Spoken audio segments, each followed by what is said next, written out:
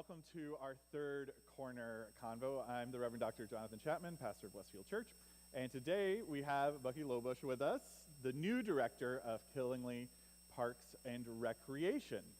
You've been on the job for what, 6 weeks now? I'm going on my third month. Yes. Oh, so no, way longer than that. Yeah, June 27th is when I start. Well, congratulations, and welcome, or more specifically, welcome home, I guess. So, tell us about yourself. Where are you from, and how'd you end up back in this position? It's a long journey.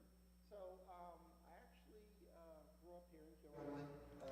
As a kid, I went to St. James 8 years. I went to Killingley High School for 4.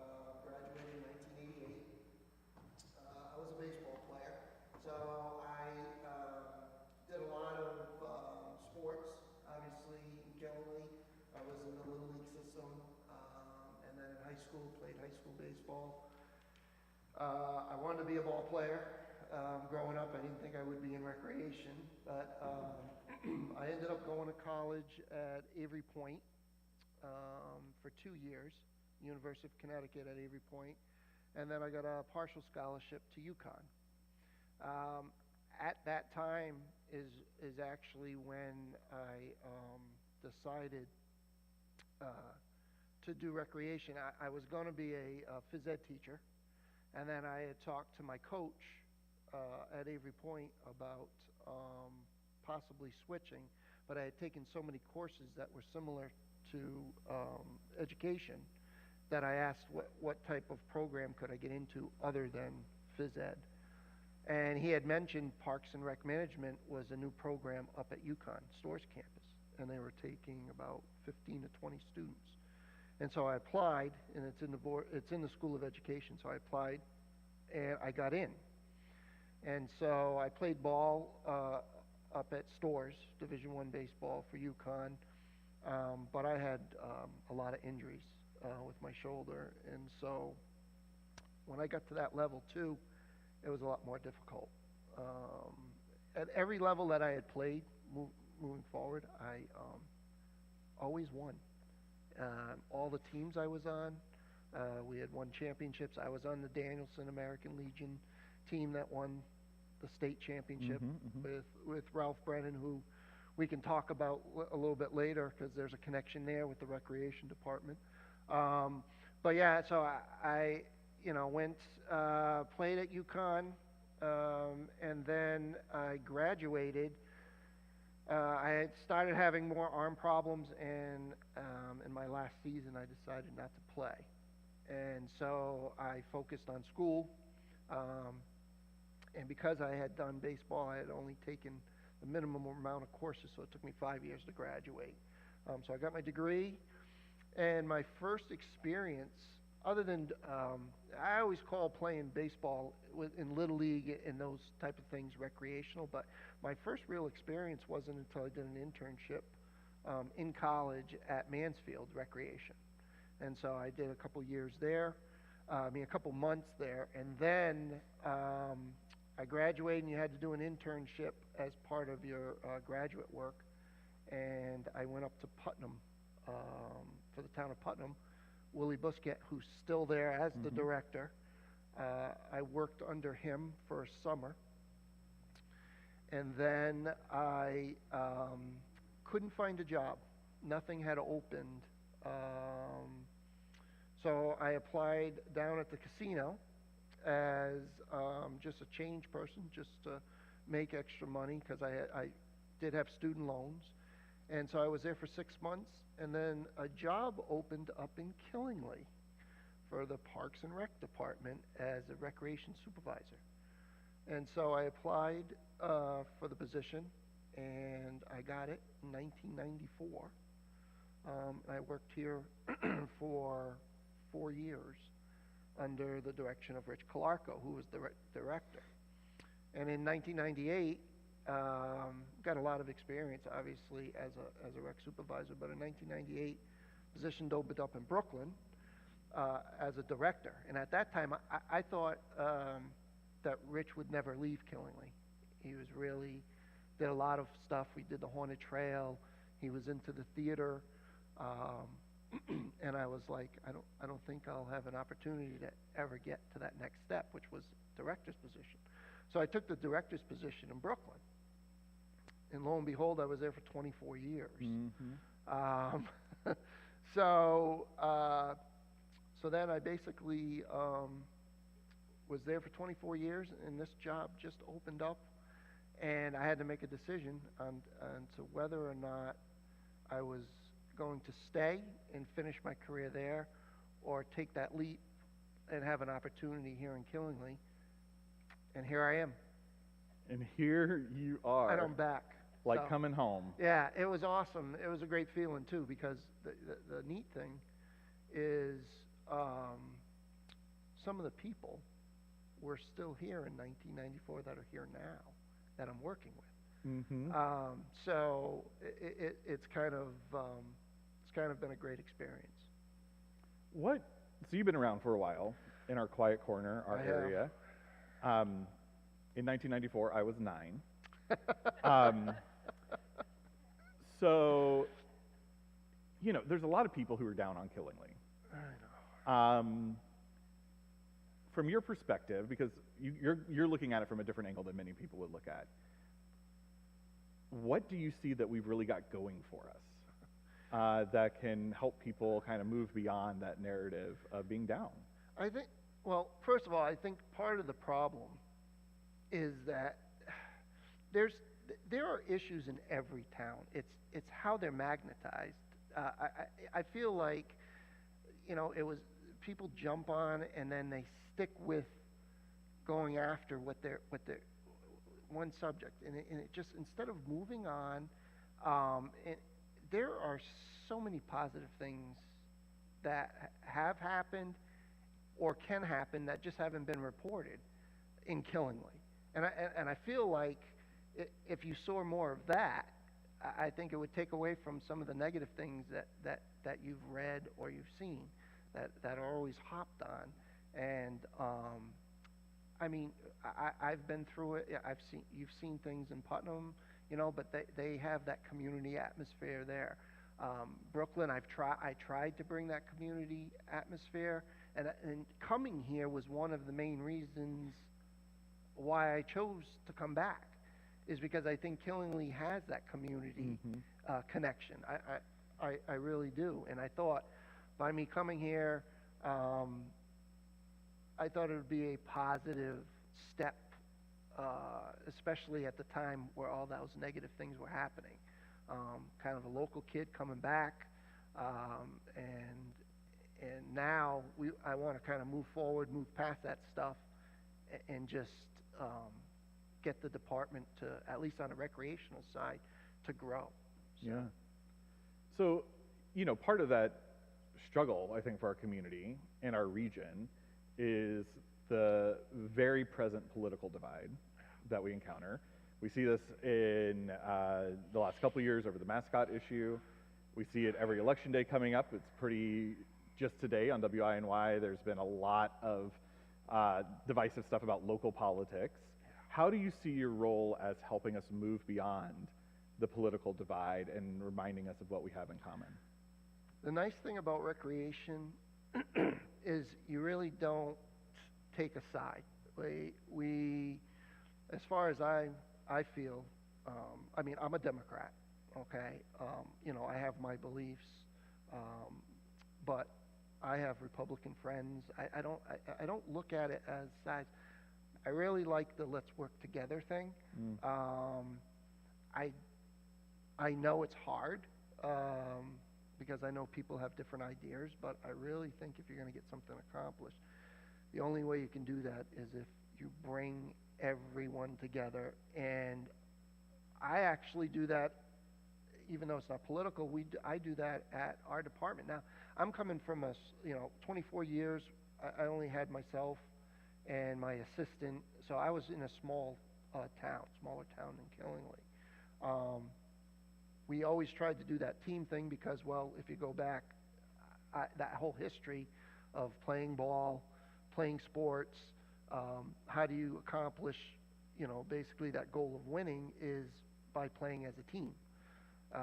So I bring that to the table when I came to Killenly, because I was like, now I've got this huge group of employees that I'm working with, and the only way we can make that work is to work as a team. So I just wish that people would take that concept a little more seriously and really try to, kind of, it's okay to argue, okay, and to take a stance, but in the end, I think that the goal has to be the same, and the goal for all the towns, it's not just Killenly, is to really get the town to grow and move forward, and I think we'll get there. I mean, I feel confident. We have a lot of things going on in Killenly. The one big thing that I'm really looking forward to is moving to the school, the old high school where I graduated. The Park and Rec department's going to move there, and that in itself is going to be some challenges that we can talk about. There's going to be a lot of issues that we're not used to dealing with when we do move. And we're in a building now that we're solely responsible for. So we make the decisions on everything we do. One of the things that I was asked is, could I move into a building that has coexistence with other groups? And I said, absolutely. Again, in order to do that, you have to work together. And so, when we move to the Westfield school, we're going to be moving. There's going to be a Board of Education there. There's going to be the EastCon school, which exists there, and then there's going to be the Parks and Recreation Department. So that building is going to be separated in pieces. And so we have to, that's going to be, I think, one of our biggest challenges is making that work. But there is so much opportunity for us to not only expand the programs, but to do a lot of neat things over there, especially with the outdoor area that we're going to be gaining. So I'm really excited about that. So you mentioned, for us to be able to move forward together, what does that look like? What does moving forward together look like to you? Obviously working together, great. Yeah, I think, I really like to see new ideas in the town. I think people get stuck in their ways sometimes. Funny how that happens in New England, isn't it? Yeah, and a good example, we have, even I sometimes, because I'm getting older, I try to keep an open mind, but we have a new employee, Gunnar Lyon, who's our recreation coordinator, who's a lot younger, obviously. I consider him a kid, a young kid. So, but his ideas are different than mine. And so one of the tasks that I've asked of him is to come up with new programming that is more geared towards his group of beliefs, or kids, or even adults that he thinks would work. Whereas I'm more of the old school type of programming, where when I got here, I wanted to do the Haunted Trail again. I wanted to do some of those old things because I was just so used to doing them. But I mean, he's being tasked now with some new programs that I probably wouldn't have ever done, and they're going to be successful. So that's exciting. That's a way we can do that. It's interesting how that happens, how the cycle of every idea was a new idea once. We face that in the church with songs. Right. I want to sing the old favorites. Well, there was a time when that old favorite was sung for the first time, And what happens is we grab hold of the things that have become easy and familiar, and we're grabbing it so tightly that our hands aren't available to be open to the next thing. Right. Yeah, and that's a real challenge to be able to move beyond what was into what could be for us. Yep. But if you're not going to take a job and have challenges, it's not fun, right? I just look, it's sometimes, you get frustrated sometimes, but in the end, the goal has to be success and moving forward. And so even if, there's times I go home and scratch my head and I'll be like, how do we get this to happen, or how do we change this? And then a lot of times I'll just, bring in my staff, even if I'm talking about 24 years, even in Brooklyn, just sit down and try to hash out, how you can do it better. Mm-hmm. And, you're not gonna please everybody. But how can we please the majority of people? Well, and I'm sure sometimes that's a programmatic goal, is sometimes the program's not for you, it's for somebody else. Right. But we're gonna get something right. for you. Right. And then of course there's being responsible with our resources and doing the things that will appease the most number of people, that the most people will benefit from. Right.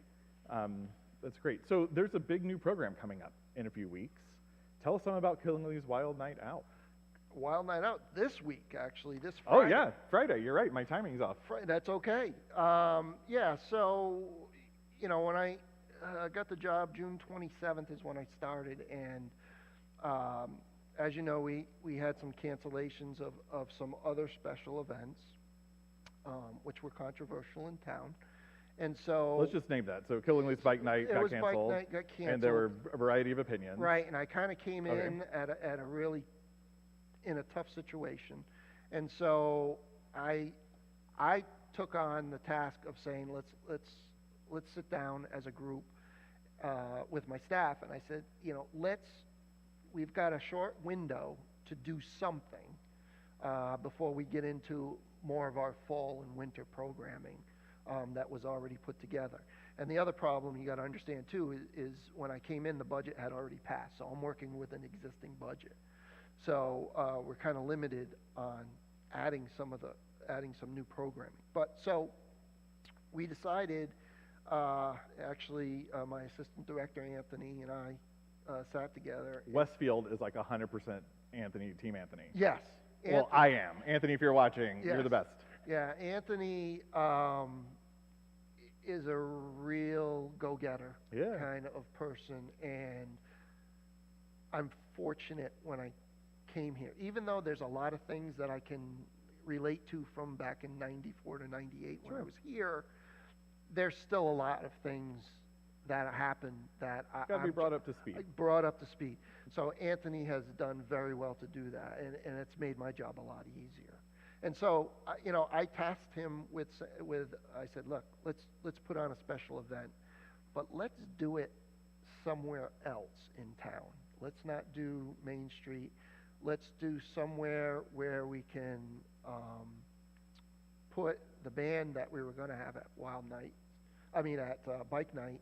We'll put them at Owen Bell, and we'll do some sort of event in the parking lot. And so at first we had said we were going to do a car cruise or an antique show. And then Anthony went home and was thinking about Wild Nights, and he said, why don't we do convertibles? And I said, okay. I said, put the package together, run with it, and bring it back to me, and let's see what we have. And hence we have Wild Night in Killingly, Friday night. And I said, but let's make it family friendly. So we've added, not only do we have the band and the cars and the vendors for food, but we're going to have a couple, kid-friendly events going on. So, and it's a short event. It's from 5 to 8. It'll be dark, obviously. It's 7:30 now, so we'll have lighting on the softball field for the band and in the parking lot. But it's a family-friendly event. We're going to do a 50-50 raffle because one of our other tasks is that next July, when we do our fireworks display, and I'm sure most of you have heard the rumors, the fireworks next year are going to be double the cost to produce. And we spent $15,000 this year for a 20-minute display. That 20-minute display is going to cost $30,000 next year. And we cannot have the red, white, and blue in Killingly. I mean, if you were there was over 10,000 people in the park. And it's our biggest event. So we're going to do a 50-50 raffle there, and we're starting our campaign of raising money so that we can have those fireworks. So we're excited about the event. It's new. We don't know. We can take the first 100 convertibles. We don't know how many are going to show because it wasn't a sign-up type of thing. But if you're interested in displaying your car, that's the place you want to be. I will show up with my Subaru Forester. Not That, really. I do want to say, before we move on from Killingly's Wild Night, we'll be there. Westfield will be there. Correct. We're one of 3 food vendors. Right. We're selling all of Westfield's favorite things: barbecue, key lime pies, which we're known for, and giant pickles, which is a fair favorite. We sell them on a stick. Okay. And we go through hundreds of those at the Woodstock Fair. You would not believe how that goes. So let's talk about budgets. So I know, really thrilling stuff for the folks at home. But I want to point this out. I would argue that programs like Parks and Rec serve a wide community benefit. Right. People consistently want the programming that y'all are offering. But there's an objection to paying for it. And particularly in our region, how do we balance that? Like, to hear you say, we're going to have to fundraise and do a 50-50 raffle to pay for a July 4th display. I wouldn't say it's offensive to think about, but that doesn't strike me as right or good. How do we do this? Because it benefits our community. Kids are benefiting from it. Right. Our children, particularly like our summer programming, that's essential for our children when they're out of school. How do you walk that line between using our money responsibly, like we should, and also doing what your job is?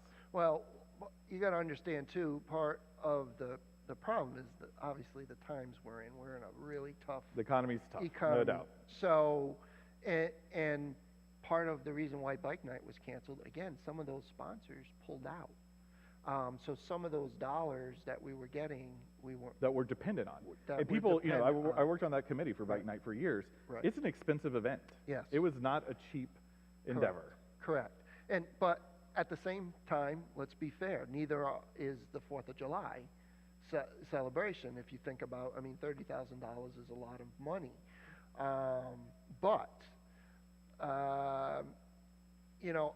What I'm trying to do is take a little bit of pressure off of the businesses, and we're trying to find ways of fundraising and bringing in money so that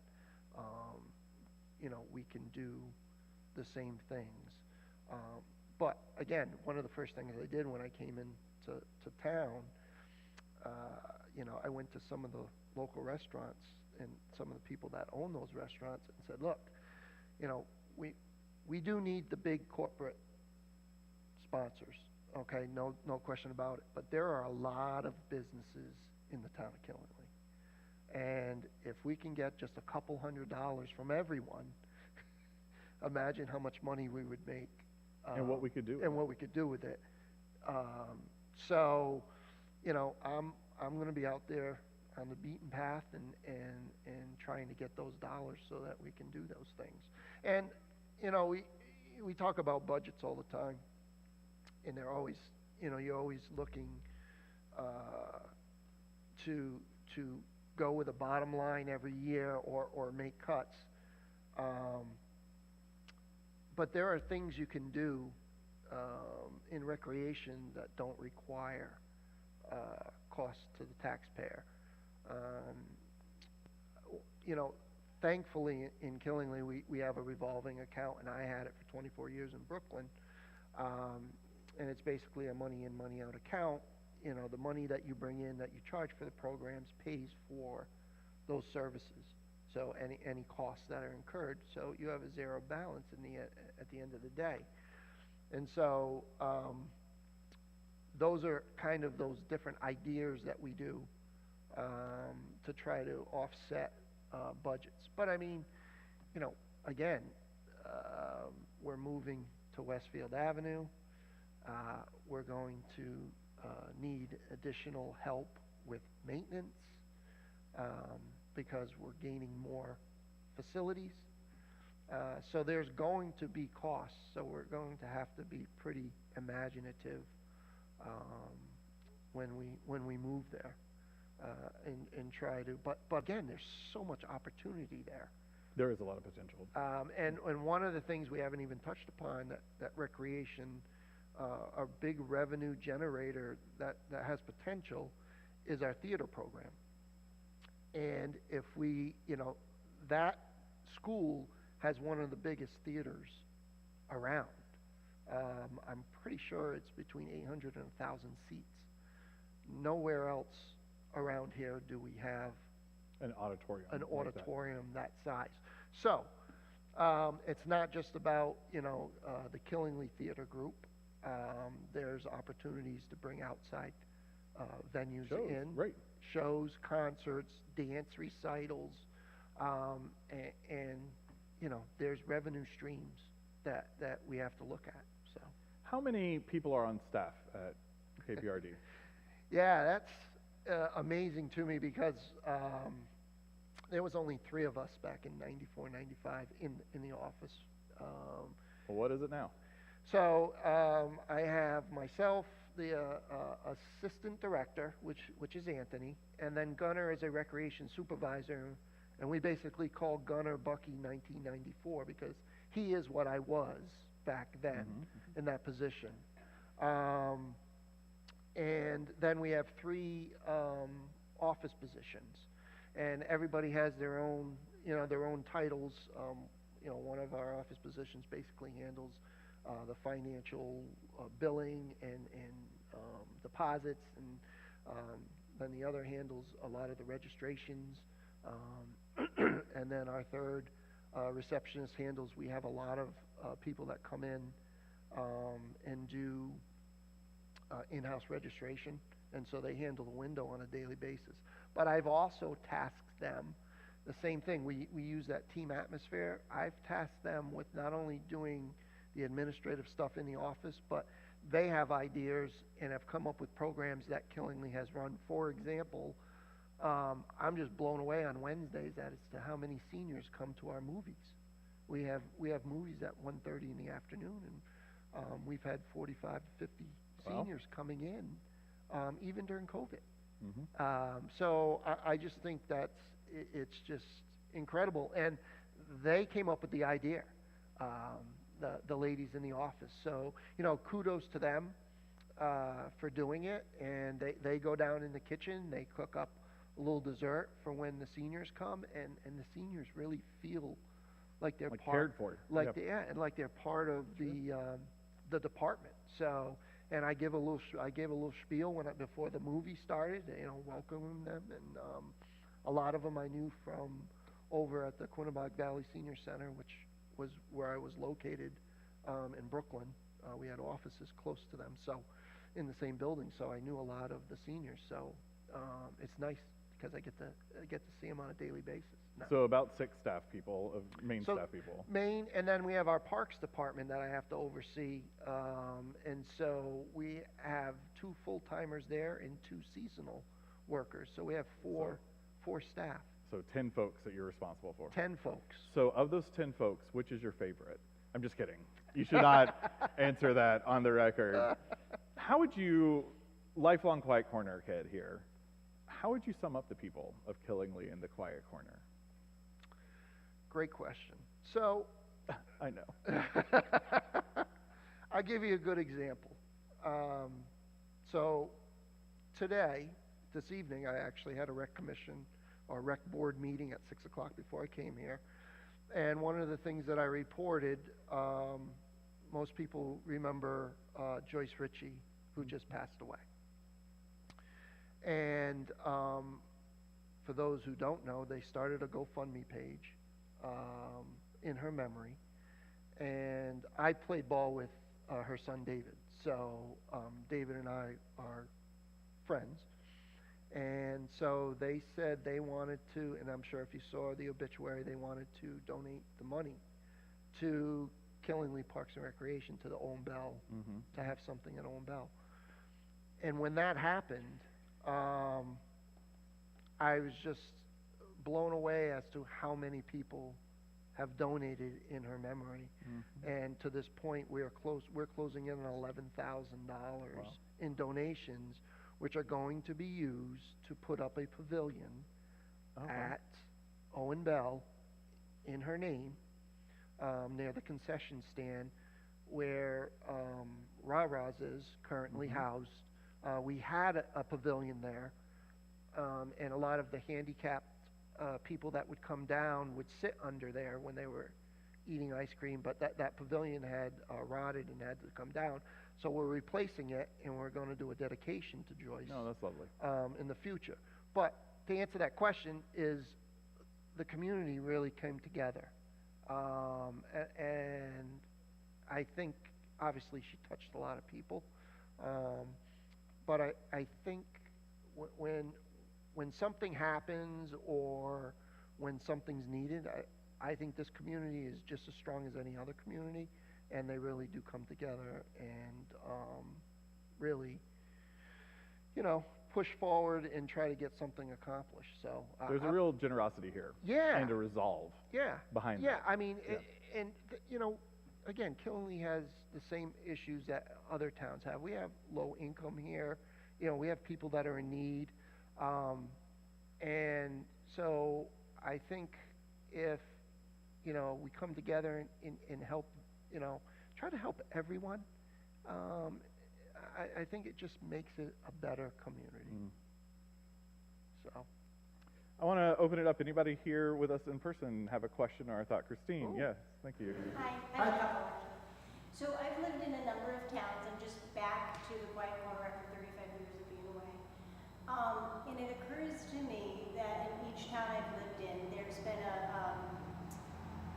an aspect of the town, either geography or there's something about the town that the Parks and Recs really built upon and really, not exploited, but just really used to their benefit. What do you see, what does Killingley have that the Parks and Rec can kind of hang their hat on and really use? The gem. So I call it the hold gem. on. Let me just repeat it into the microphone Oh, so okay. folks at home can hear the question. So the question is effectively, what particular asset can we really lift up and utilize to our benefit that Parks and Rec can hang their hat on as sort of a trump card when convincing people to come be a part of our community and programs? And that is a great question, first of all. And I've always said it, even when I left here back in 1998, I wanted to model, wherever I went, I wanted to model the park that I worked in after Owen Bell. Because I think really that is the gem of the town. That park is incredible in what it has to offer. I've been to a lot of places, different places, and nothing compares to what we have over at Owen Bell. And it's well maintained, and there's a lot of opportunity, but there's also a lot of opportunity to expand there. So I think you're going to see that too. In the next 5 to 7 years, you're going to see a lot of new things. We've already talked about expanding our splash pad. We have a splash pad there. I think it's up to it's close to 10 years old now, and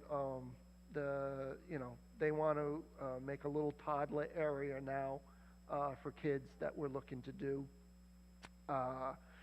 Pickleball is another sport that's becoming very big, and so we have it. It exists over at Owen Bell on the tennis courts, but we're going to be expanding pickleball over at Westfield Avenue. We're going to be redoing some of the outer areas over there as well. So I think not only Owen Bell, what exists now, but I think if you look at Westfield and the potential that that area will have for the public. You got to remember too, back then it was just really school use mainly, but now the entire community can utilize it. One of the ideas, I've been tasked, as soon as I got the job, my phone blew up with, can you bring Haunted Trail back?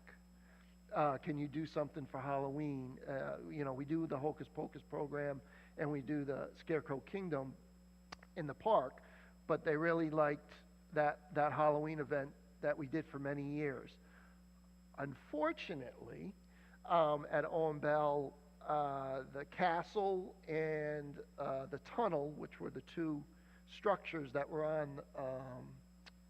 on the path there, one burned down, and the other actually was taken down structurally. With that said, I still had hopes of bringing back the Haunted Trail, except I found out that all the electricity was pulled from all the way back on those trails. So we don't have any electricity. So now my brain has been really working on what can we do at Westfield Avenue, and I think there's opportunity there to do those things. So in the next couple years, you may see some sort of Halloween event. I'd like to do a bonfire there, do something inside the gym, kind of a maze type of thing.